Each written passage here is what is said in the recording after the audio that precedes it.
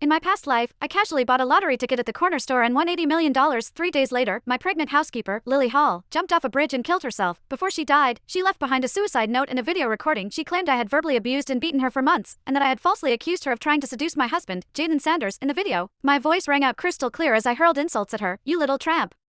Why are you using a mop? Get down on your hands and knees and scrub it inch by inch. If it's not spotless, don't even think about eating tonight. I called Jaden to vouch for me. However, he insisted I had always been arrogant and cruel, constantly screaming at people or hitting them. He even lifted his shirt to show off the purple bruises covering his body. I could not defend myself and ended up being the villain everyone wanted to see locked up. Eventually, the entire $80 million went to Lily's younger sister, Emma Hall. As compensation, I spent the rest of my life rotting in prison, never understanding why sweet, gentle Lily would frame me and then take her own life. When I opened my eyes again, I was back on the day I won the lottery. Chapter MS, Zendaya Lyons, breakfast is ready. You should eat it while it's hot. The housekeeper, Lily Hall, smiled gently as she did every day, bringing my favorite breakfast to the table just like always. She called me to eat in her usual soft voice, but my whole body suddenly tensed. Lily just turned 20 this year, with a pretty face and a gentle demeanor. After Jaden Sanders and I got married, we were both busy with work and often came home late at night, so we hired a housekeeper through an agency to cook our meals and keep the house in order. I wanted to hire an older woman, but Lily begged us through tears, saying she came from a poor rural town. She said that if she could not find work, her father would marry her off to a mentally challenged man in her village. She begged us for a chance, saying she would take less pay and was willing to learn. Jaden and I felt sorry for her. Since we needed someone anyway, we decided to hire her. Lily was hardworking and easygoing, with that simple, honest quality you found in country folks. In over a year of working for us, she never made a single mistake. I found it impossible to connect her with the bloated corpse I had seen pulled from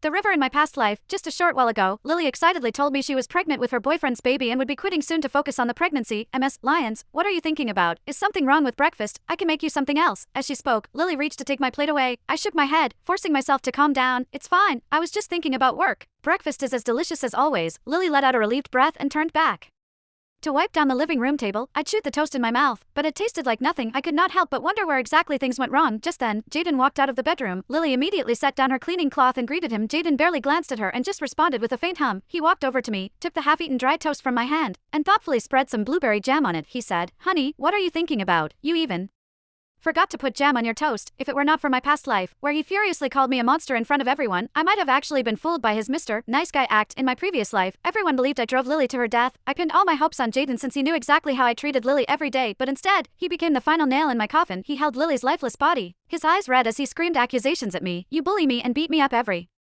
day.